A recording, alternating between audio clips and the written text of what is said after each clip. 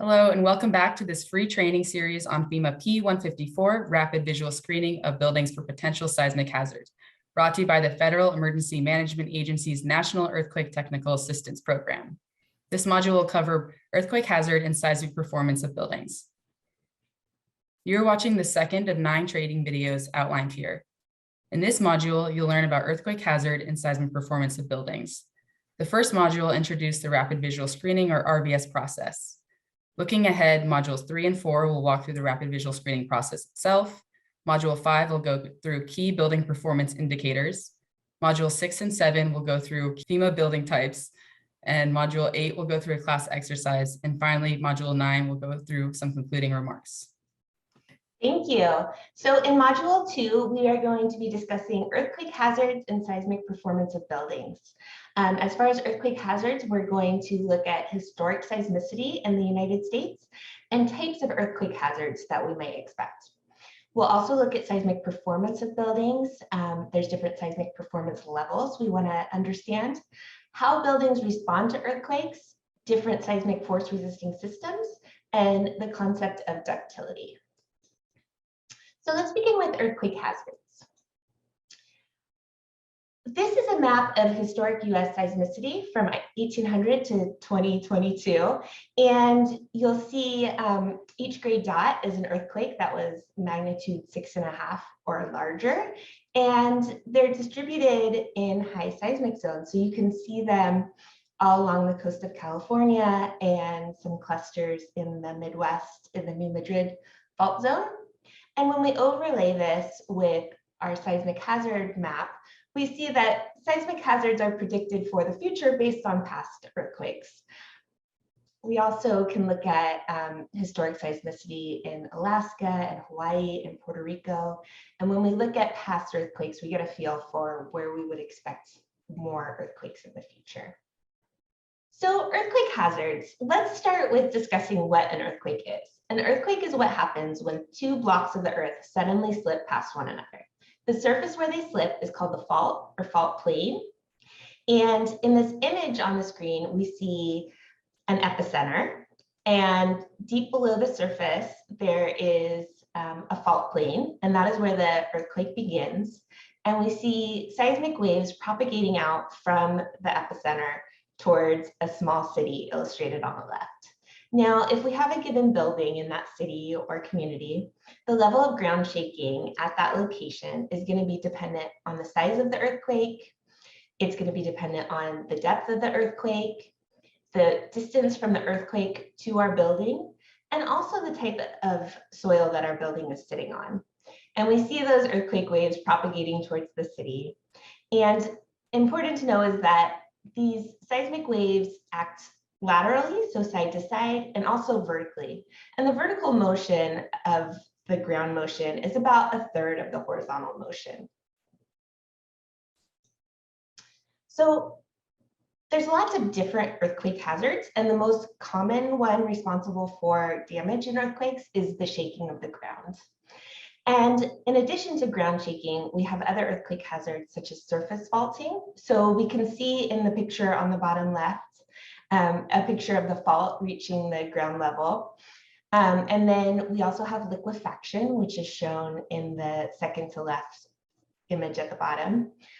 We can have landslides and tsunamis, and those are also graphically illustrated.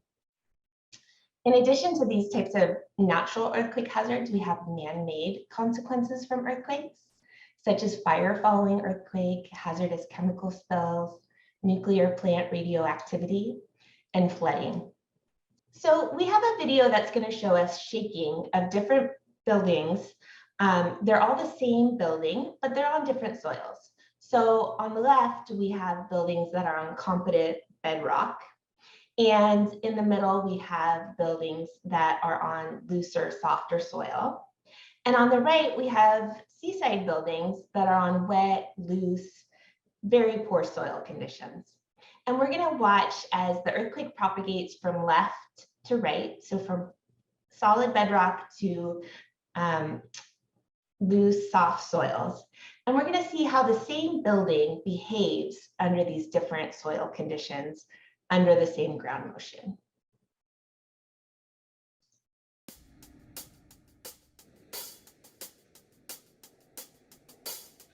The motion of similar buildings on different bedrock will be exaggerated to show the arrival of compressive P, shearing S, and rolling surface waves from a regional earthquake. 3 consecutive seismograms will show the changing frequency and amplitude resulting from the change in rock type. The initial P wave arrives with a compressive bump and rarely causes much damage. The slower shearing S wave introduces a side-to-side motion that can throw loose objects to the floor and may crack walls. The rolling surface waves are the most damaging in unconsolidated sediment. As surface waves enter the sedimentary layer, they slow down and increase in size, causing buildings to roll. If not engineered for the motion, they can crack and tumble. But even a well-engineered building can sink during the shaking and liquefaction of underlying wet sediment. The first seismogram from the pink building on solid ground shows low amplitude, high frequency waves. When the waves hit softer ground, they slow down and increase in amplitude. It's this higher slowing roll that is so destructive during an earthquake.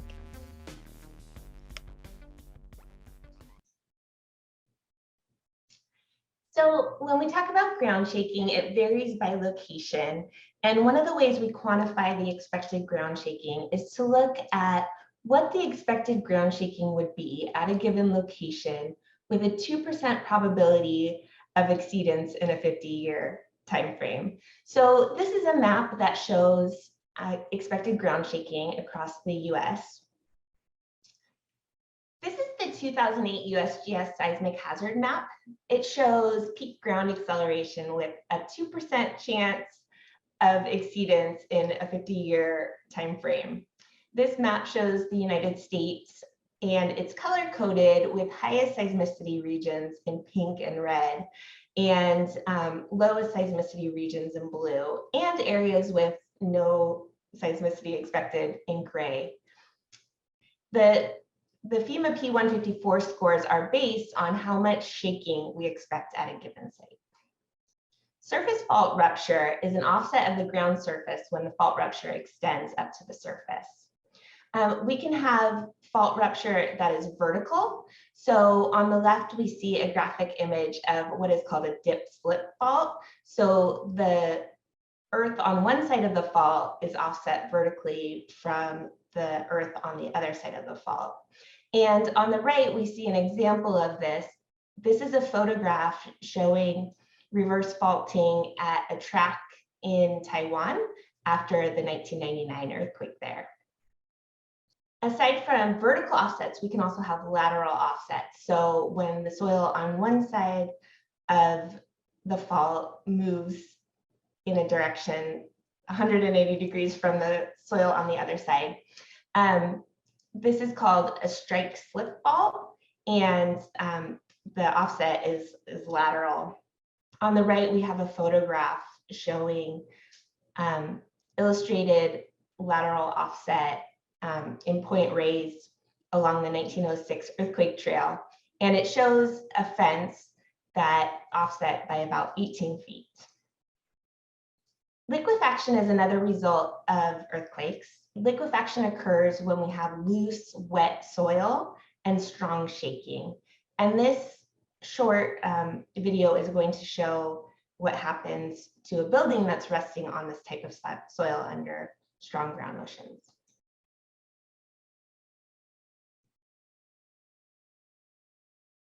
We see loose soil, such as sand.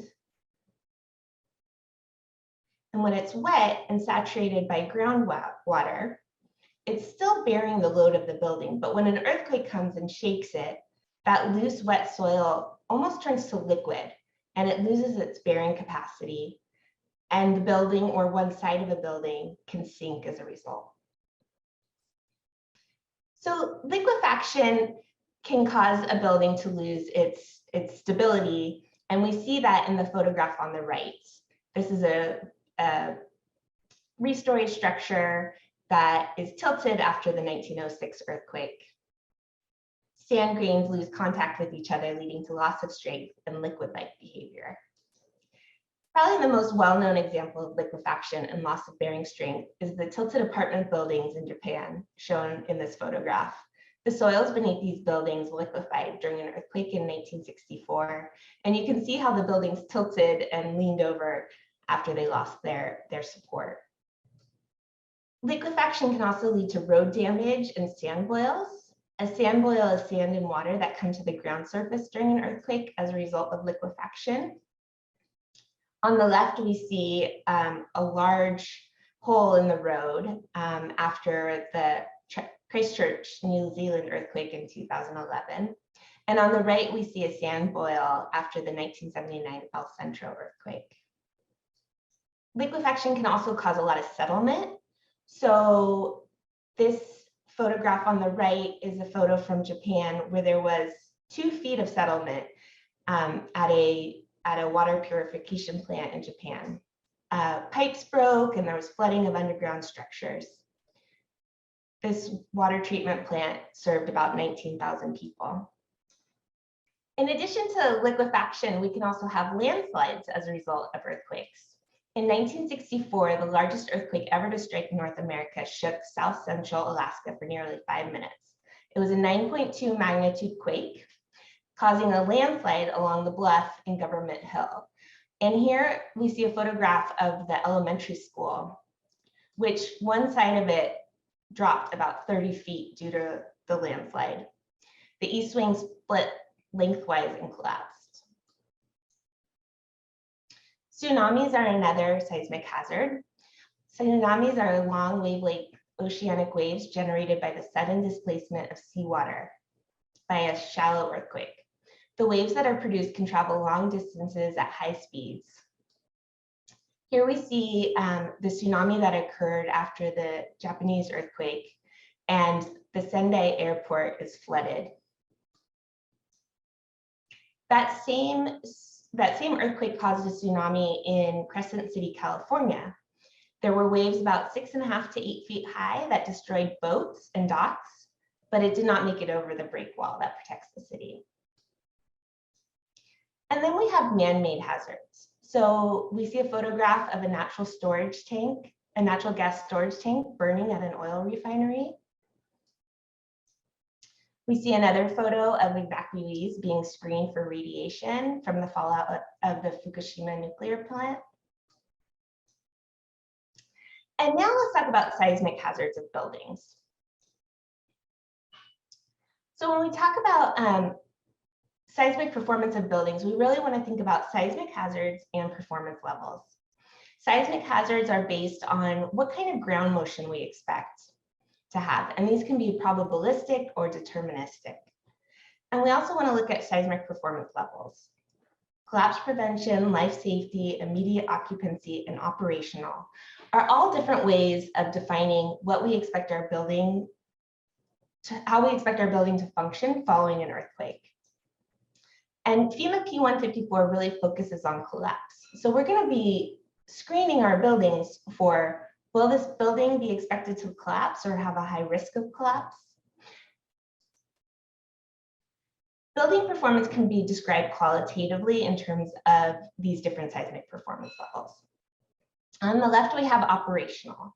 That is, after an earthquake, the building would still function as intended. On the center left, we have immediate occupancy. So a building designed for immediate occupancy might have some broken ceiling tiles. We might need to come in and sweep and restore a couple things, but in general, we can walk into the building and use it as intended. Immediate occupancy is generally used for hospitals and other facilities that we want to be functional following an earthquake. Life safety means that everyone that's in the building during an earthquake will be able to safely exit the building. So stairways will function, there won't be large falling hazards, the building won't fall down. However, there might be a lot of repairs needed, so including so many repairs that we would need to tear down the building and rebuild it. This is really what the building code is designed to do. In FEMA P-154, we're looking at collapse prevention.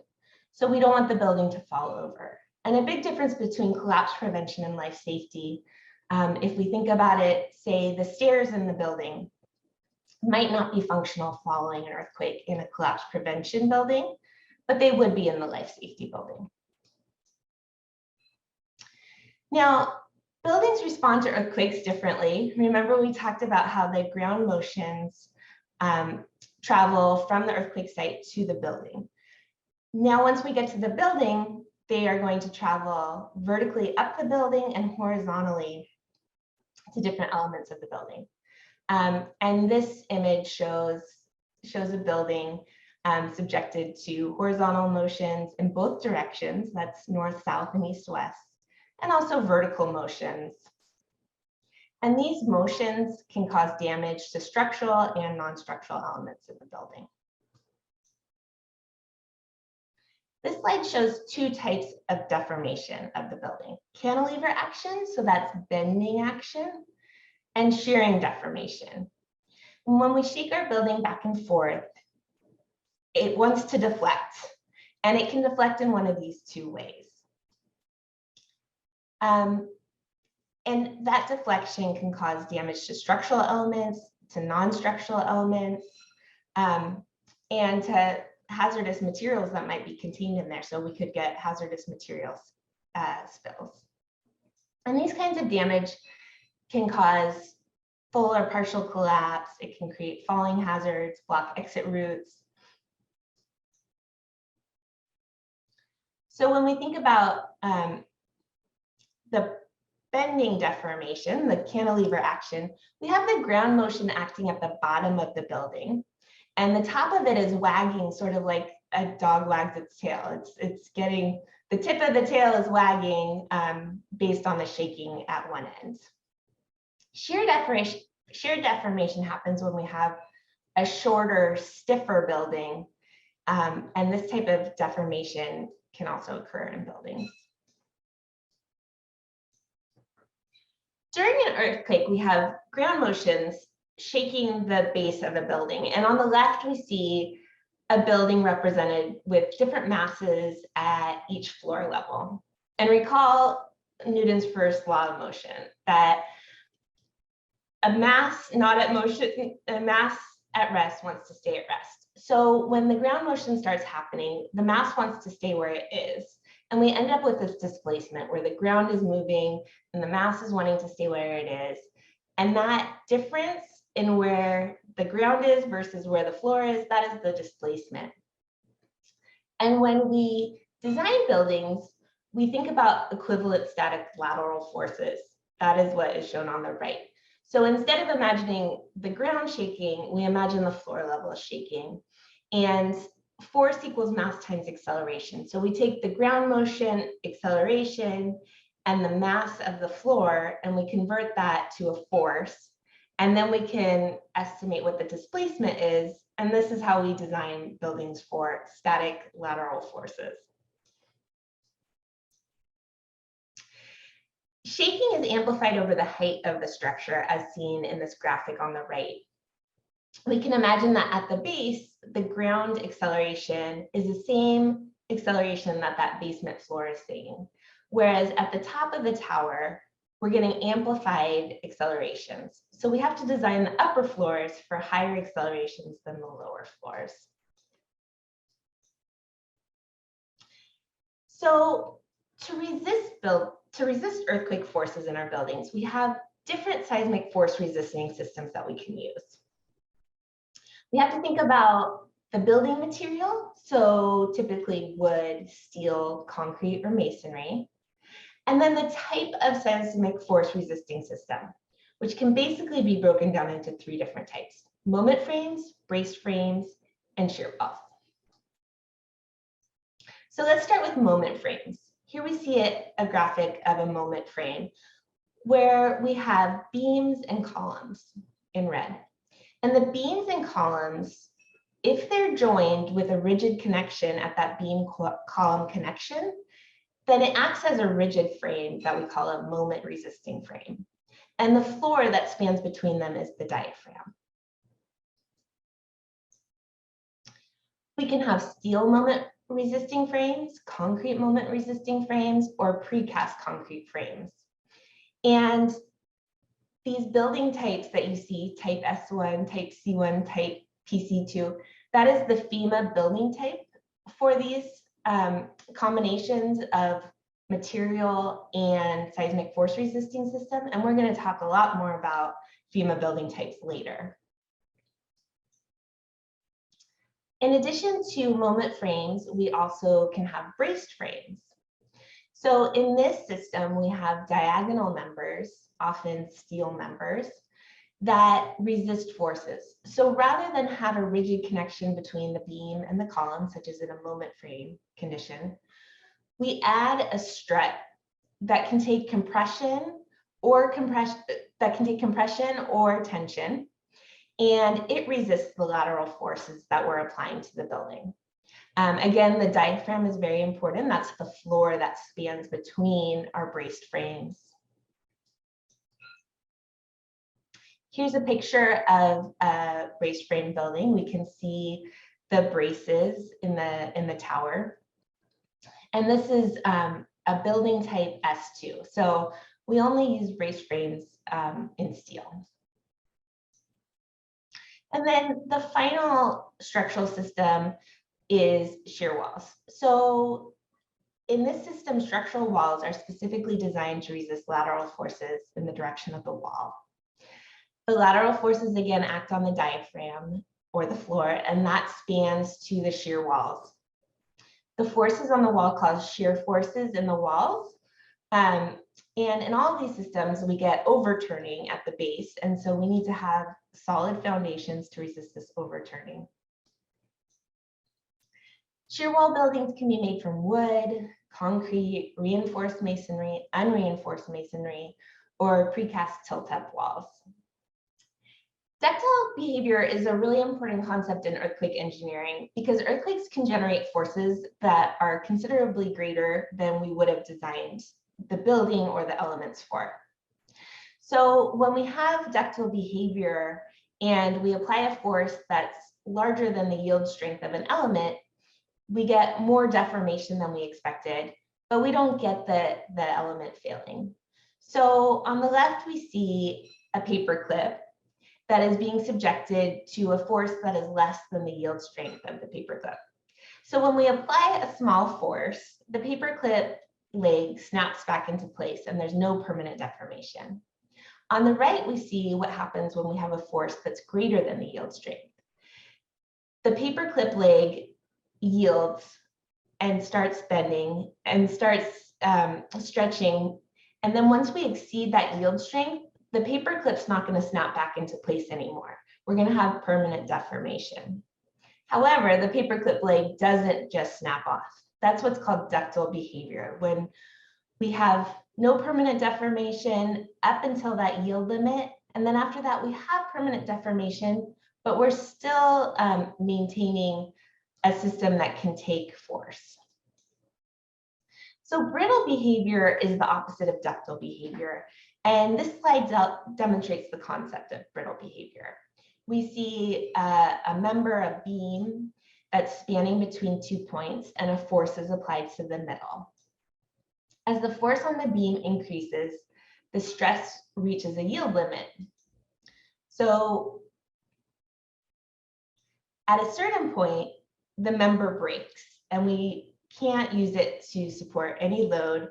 And in fact, it can't support the load that it was supporting at the beginning. So this slide compares elastic versus nonlinear response. With a brittle element, such as the red line, so we have a chart showing force versus deformation. And with a brittle component, we see the red line, we apply a force, and the element is taking the force all the way up until its yield point when there's brittle failure and it can take no force anymore, and it can't take the force that it was already supporting. With the green line, we see ductile behavior. And as we apply force to it, it reaches a yield point. And at that yield point, it begins just deflecting. There's more deformation, but it doesn't release the load that it's already carrying until it gets to a certain deformation. And then it might lose its capacity to hold any load. So we have a quiz question. Which of the following are not moment frame buildings? Steel frames, concrete frames, precast concrete frame, wood frame? And you can pause your screen to give yourself a moment to think about the correct answer. All right, so hopefully you've had a moment to think about which of the following is not a moment frame building. Gigi, what do you think? So I don't think it's steel frames or concrete frames. And I don't think precast frames, I think they can be moment frames. So I'm gonna go with wood frames. That's correct. Steel frames and concrete frames and precast concrete frames are very common moment frames, and wood is not a moment frame. Wood would generally be a shear wall system. Is there a way to design a building where there's potential liquefaction or surface fault rupture? Yes, it can be done. It's difficult because when we're thinking about liquefaction, we're thinking about potentially losing the support for our building. So one of the ways that we can protect against liquefaction is to put our building on a large foundation called a mat slab, so that the whole building is supported on one large raft, if you will.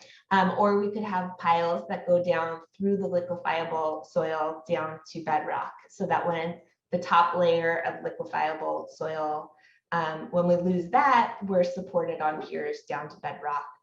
For surface fault rupture, it's really hard, as you can imagine, to design a building that won't tear apart if the ground is tearing apart.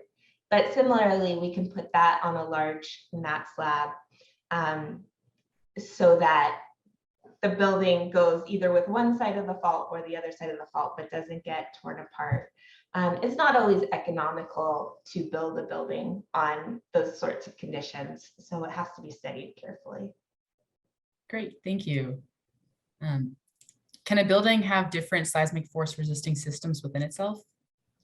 Absolutely. So something very common is to have a wood structure, maybe 3 or 4 stories of wood apartment buildings above a concrete parking garage. So the wood above might be a wood shear wall building, and then the parking garage level might be a concrete moment frame. We can also have different systems in different directions. We might have shear walls in one direction and braced frames in another direction. So it can be very common to have a building that's a mix of different materials or seismic force resisting systems and FEMA building types. What is the recommended approach for determining earthquake hazards for a site?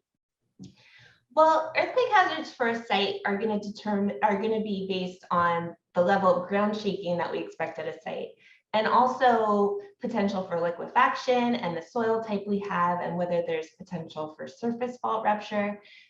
Mike, how would you recommend someone determine whether their site has potentials for these other hazards?